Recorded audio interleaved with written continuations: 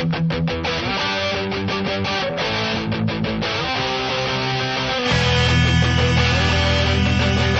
bonjour. Bonjour.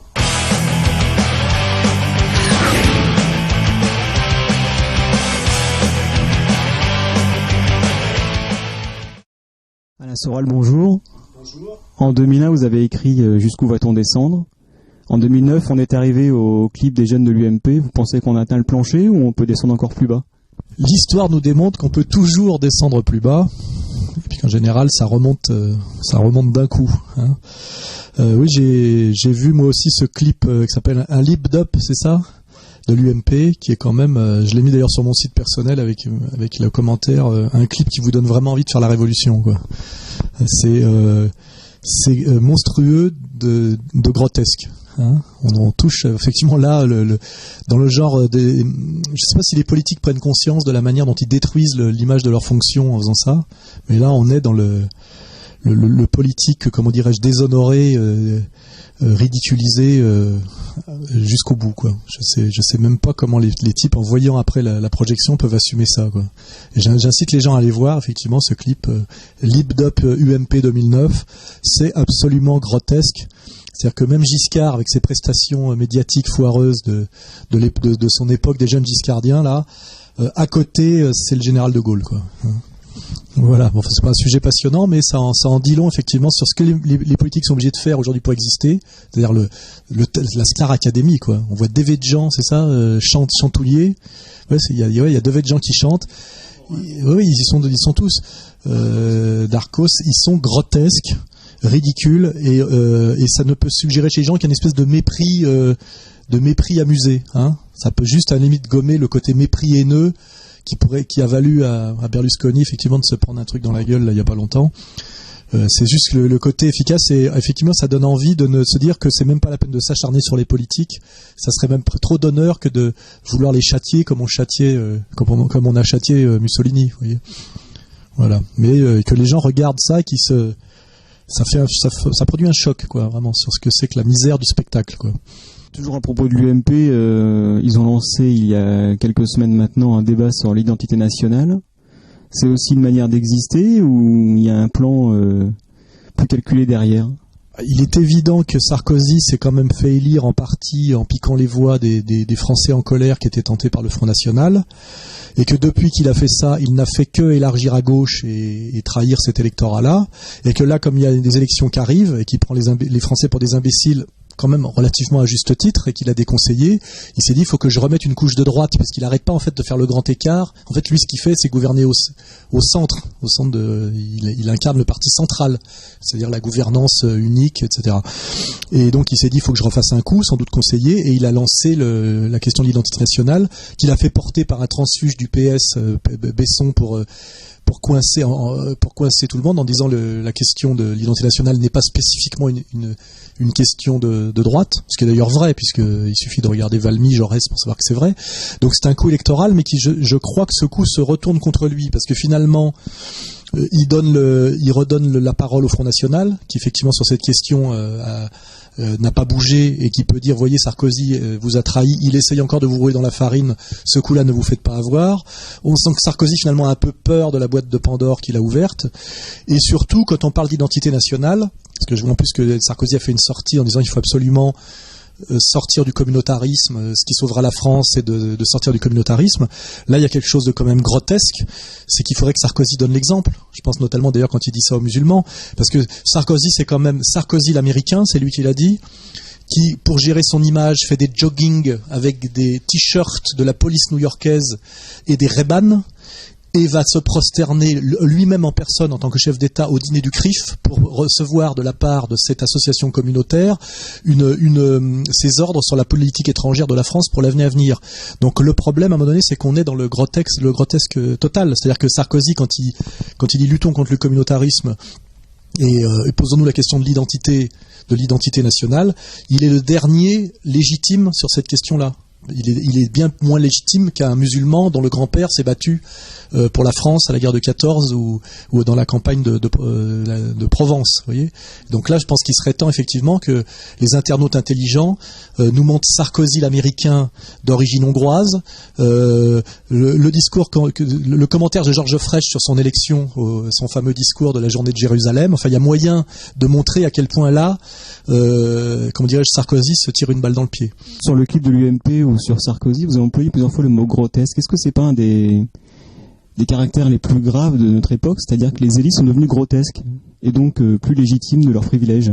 Il faut bien faire le distinguo entre l'oligarchie qui a le pouvoir et les politiques qui sont des acteurs choisis, comme on choisit des acteurs dans un casting pour jouer un rôle. Et en fait, aujourd'hui, le rôle des politiques, c'est pour ça qu'il ne faut pas être très cruel avec eux, ils sont plus grotesques que méchants, c'est de faire le tampon entre le peuple et l'oligarchie pour justifier par des mensonges de plus en plus éhontés et intenables des politiques qui sont anti-populaires, antisociales et même anti-croissance à la fin, et qui sont uniquement l'intérêt de l'oligarchie et dans le désintérêt dans le désintérêt total des peuples. Hein, Donc effectivement, aujourd'hui, les politiques sont des menteurs professionnels, obligés de faire les pieds au mur et des singeries effectivement grotesques, mais qui ne sont pas pour eux. On pourrait parler tout à l'heure d'Obama, c'est pareil. Donc il faut bien voir aujourd'hui que effectivement ils sont obligés de faire des sketchs qui vont tellement loin dans le mensonge et le contresens qu'effectivement le mot on peut qualifier ça de grotesque. Mais ils n'ont pas ce côté comment dirais-je qui suscite le sérieux et même la violence sérieuse des hommes de pouvoir. Car en fait ce qu'on voit là-dedans c'est à quel point ils n'ont pas de pouvoir, à quel point ils font des numéros de comiques pas drôles, un peu exactement comme les comiques d'ailleurs qui sont là pour essayer de faire avaler la pilule de la crise aux gens en finalement en essayant de les faire rire et qui sont de moins en moins drôles parce qu'ils font rire que sur des sujets périphériques. Parce que si vous voulez faire rire sur des sujets sérieux comme Dieudonné, ça, effectivement, là, on leur enlèverait le micro. Donc, effectivement, on a cette espèce de monde aujourd'hui qui s'appelle le spectacle, que Debord avait bien théorisé. Effectivement, qui font des espèces de sketchs d'animation, comme des animateurs de Club Med, mais alors que sous la pluie, sous les bombes, et qu'il y a un côté dérisoire, grotesque, et qu'on ne sait pas si on doit en rire ou en pleurer. Le seul intérêt, effectivement, c'est que ça ne légitime pas de violence, on va dire. Hein. Je veux dire, même le pauvre Sarkozy transpire à grosses gouttes pour essayer, à un moment donné, effectivement, de faire la jonction entre le peuple et entre la souffrance du peuple et le mensonge oligarchique. Et je crois même que ça va devenir, c'est assez difficile pour lui. Vous voyez, on a un peu pitié. Bon, il est payé pour ça, évidemment, mais c'est comme un très bon acteur, obligé pour payer ses impôts ou la toiture de son château, de jouer dans un très mauvais film. Vous voyez, il fait de la peine. Vous voyez, voilà, c'est à peu près à là qu'on en est. Hein, si je fais un décodage psychologique de ce pourquoi de cette sensation du grotesque. Quand les élites ne sont plus respectées, est-ce que c'est pas une situation idéalement pré-révolutionnaire quand même?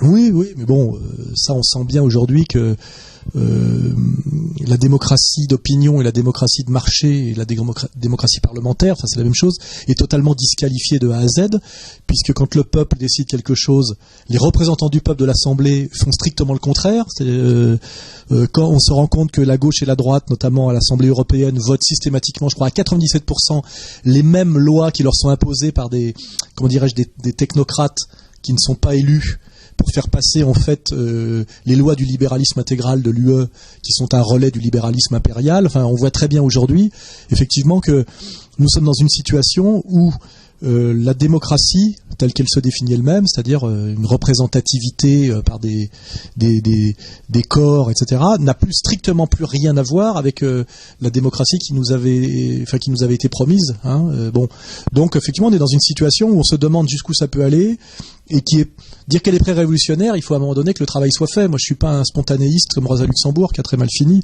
C'est pas parce que les conditions objectives sont réunies que ça se passe. Tout ça peut très bien terminer un peu comme l'URSS, dans une espèce d'écroulement grotesque de ferrailles rouillées et de mensonges de propagande. On est plutôt dans une situation d'écroulement du système que de révolution, parce qu'en fait, le système a bien réussi à atomiser les forces d'opposition, mais en fait, ce qu'il peut pas gérer, c'est ses contradictions internes. Donc effectivement, personne ne va prendre le pouvoir, mais ce pouvoir est en train de se disloquer, de s'effondrer, d'ailleurs parce que le pouvoir politique n'est plus au politique, parce que le pouvoir économique lui-même est face à des choses qui n'ont pas grand-chose avec le pouvoir, mais qui sont des contradictions internes, et que ça, ils y peuvent pas grand-chose. C'est la logique du capital qui se déploie dans ces contradictions qui se maximalisent. Hein. Donc moi je crois que plutôt qu'on est dans une situation qui ressemble à la situation inversée mais qui revient au même de l'URSS sous Brejnev, où en fait il y a à la fois le Parti communiste russe a les pleins pouvoirs, mais plus rien ne marche, plus personne n'en a plus rien à foutre, et même ce pouvoir oligarchique commence à se demander comment eux-mêmes devraient essayer de passer au libéralisme pour finalement continuer à garder le pouvoir et à continuer à s'en mettre plein les poches, parce qu'il faut bien se rappeler que c'est pas malheureusement ni Solzhenitsyn ni les mouvements ouvriers qui ont fait écrouler le socialisme réel. C'est Gorbatchev qui a mis la clé sous la porte parce que plus rien ne marchait, quoi. Je veux dire, c'était la fin. Et est-ce qu'à un moment donné ça va pas finir comme ça dans notre système capitaliste chez nous, c'est-à-dire l'effondrement, l'implosion, plus que le révolutionnaire qui envoie plutôt à l'explosion. Vous parlez de démocratie tout à l'heure, justement, on a eu vous parlez du déni de la démocratie par les élites qui se veulent démocratiques. On a vu un exemple avec le référendum en Irlande où on a dû revoter. On a un référendum récent en Suisse où Cohn-Bendit a dit qu'il fallait revoter ou qu'il fallait pas tenir compte. Enfin, c'est un peu le même principe. Qu'est-ce que vous pensez justement de ce référendum en Suisse ?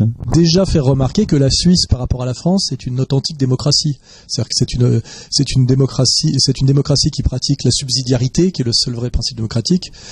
C'est pas une démocratie d'avocats, comme on dit, c'est-à-dire de plaideurs et de baratineurs comme la démocratie française, qui est déjà intrinsèquement, après la mort de Robespierre, c'est inscrit dans la démocratie française que c'est une démocratie d'avocats et de parleurs, quoi. La Suisse, c'est des votations à main levée, il y a quelque chose. Donc, quand un peuple s'exprime, on écoute ce qu'il dit et on essaie de comprendre pourquoi il s'exprime comme ça. Alors après, l'histoire de la votation sur les minarets quand on s'y intéresse plus près, est une manipulation et un piège relativement. Ça, en vérité, ça parle d'autre chose. Ça parle d'un malaise. Dans le peuple suisse, comme dans tous les peuples européens, ça parle d'un malaise. Ça parle d'un malaise sur le problème, non seulement de l'immigration, mais de la colonisation culturelle que génère l'immigration. Parce c'est bien d'être contre la colonisation, mais il faut être contre toutes les colonisations. Il n'y a pas de colonisation plus légitime que d'autres. Sinon, on est dans la logique de la vengeance, de la revanche, ce qui serait très malsain. Donc le peuple suisse, lui, a des angoisses. Il faut les entendre et les écouter. La votation elle-même manipulée par ce parti, en fait, très libéral, à la fois identitaire mais libéral en Suisse, est assez louche, puisqu'effectivement, je crois qu'il y a 4 minarets en Suisse, donc c'était un faux prétexte. Et on voit bien que tout ça s'inscrit quand même dans une logique globale qui s'appelle le conflit de civilisation. Et là, il faut produire une analyse que je produis moi en ce moment et que des musulmans produisent aussi. C'est très important que nous le fassions tous ensemble, les musulmans et les non-musulmans. C'est qu'il est évident que l'oligarchie mondialiste qui fait terriblement souffrir les peuples sur la question sociale et sur la question identitaire, ça lui coûtera moins cher de pousser l'ouvrier au chômage contre le musulman tiers-mondiste qui en plus le côtoie au quotidien dans la cité HLM dévastée et pleine de chômage, que d'augmenter ses salaires ou d'arrêter la désindustrialisation. Donc le projet de l'oligarchie mondialiste, pour continuer à garder le pouvoir et à ne pas lâcher sur la question de l'argent, c'est de pousser à la guerre civile interethnique et interreligieuse. Donc effectivement, tout en trouvant insupportable la colonisation à l'envers qui se passe en banlieue, il faut aussi comprendre que c'est un piège. Donc c'est ne pas, comme Mélenchon, dire que le problème n'existe pas selon les termes de la laïcité bien comprise. Ça veut dire que c'est la laïcité bien comprise qui veut plus rien dire. Et Mélenchon qui devrait rabattre et ranger son baratin franc-maçon parce que ça ne sert plus à rien pour gérer la crise. C'est du déni de réalité. Mais en même temps, ne pas tomber dans le piège, je dirais, du Front National, dont le sujet actuel est plus de sauver le Front National que de sauver la France. Étape intermédiaire peut-être dans l'esprit de Marine, mais si on veut sauver le Front National, il faut effectivement être contre les mosquées. Si on veut sauver la France, il faut dire que nous sommes contre les minarets comme les musulmans, ce qui est beaucoup plus subtil, parce qu'en réalité, les musulmans de France, intelligents, c'est-à-dire pas ceux qui travaillent pour le ministère de l'Intérieur ou pour des nations maghrébines qui persécutent leurs propres musulmans tout en prétendant être des États où l'islam est une culture d'État. Il faut comprendre que c'est subtil. Les musulmans français, dont le destin est en France, savent très bien que la question du minaret est un piège, et qu'en fait, eux-mêmes, quand on leur pose la question, sont contre les minarets, et qui ne confondent pas islam, qui est un système de valeurs universelles, et socialement et moralement positif, avec des signes ethnico-historiques d'un islam maghrébin, qui eux sont des signes culturels et qui pourraient être conçus comme de la colonisation. C'est-à-dire qu'il faut découpler en France, chez les arabo-musulmans, l'arabe du musulman. C'est-à-dire que nous sommes pour un islam français, nous ne sommes pas pour une colonisation arabe de la France. Or, rien dans les 5 piliers de l'islam n'exige qu'il y ait des soumissions à des signes contingents qui ne sont pas spécifiquement musulmans, mais arabes ou maghrébins. Non, On peut exprimer l'islam en français, non ? Il me semble, non ? Non, ça c'est le contresens absolu. Les Indonésiens sont la plus grande communauté musulmane du monde. Ils parlent quoi ? Ils parlent arabe ? Les musulmans chinois parlent arabe ?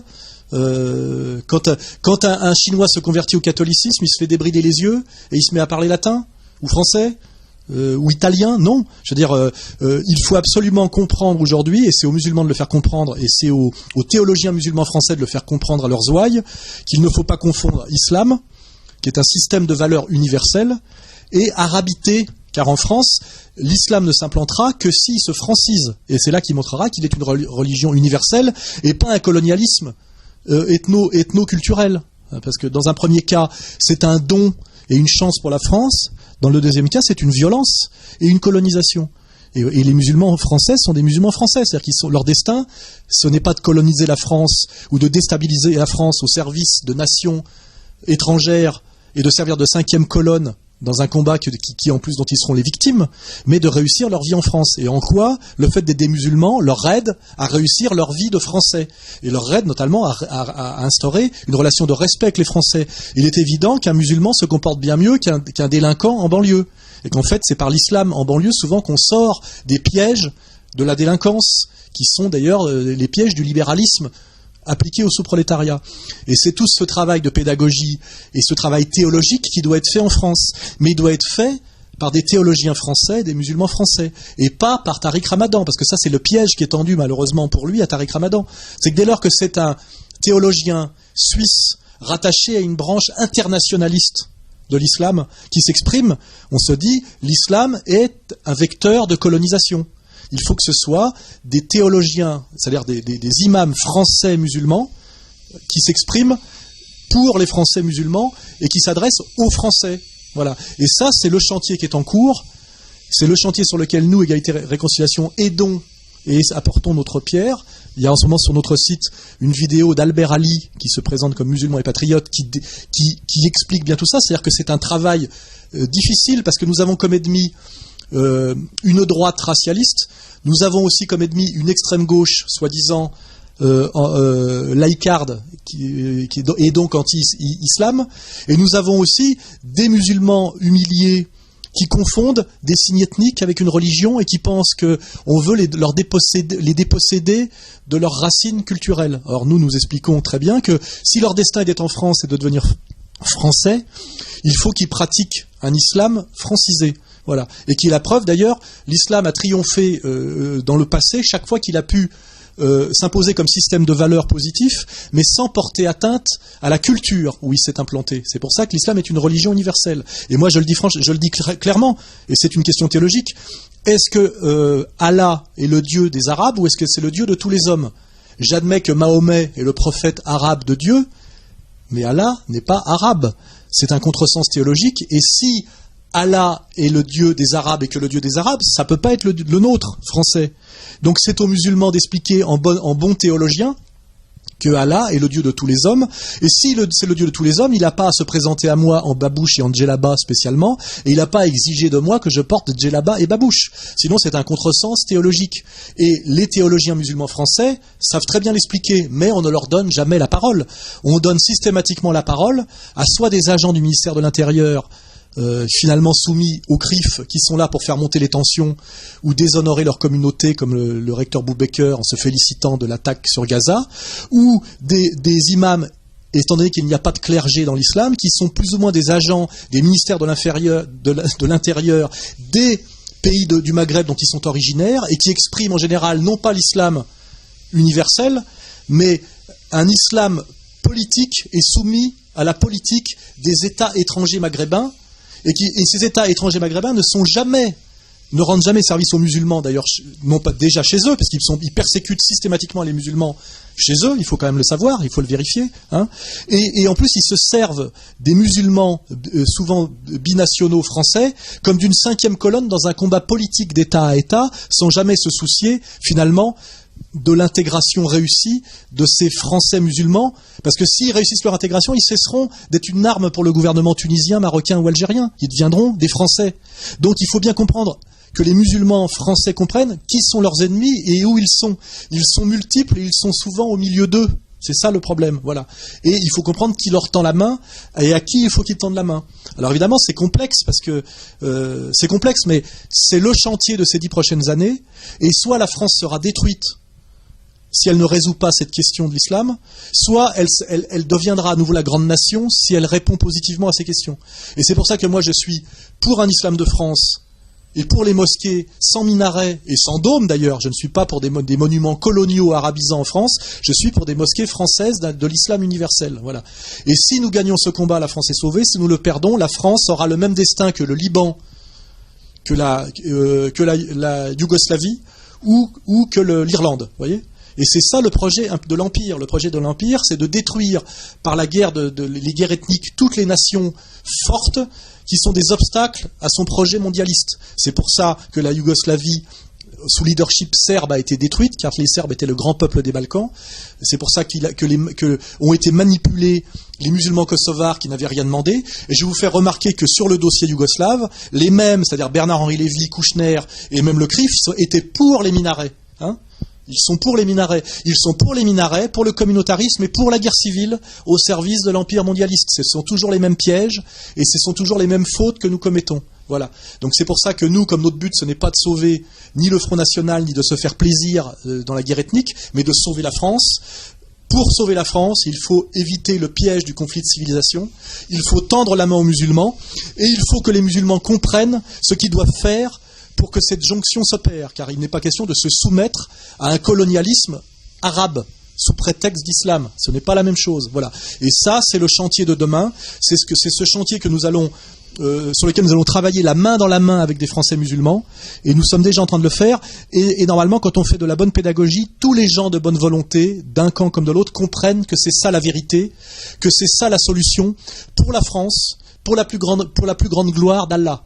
Voilà. Et là-dessus, vous verrez, c'est tout ce qui va se passer dans les années à venir. Le sujet crucial, ce sera celui-là, parce que en France, ce sujet-là est moteur de tous les autres. Parce que l'islam cache la crise sociale, voyez. Et donc, quand on aura défait on sera sorti de ce piège-là, on pourra sortir de tous les autres.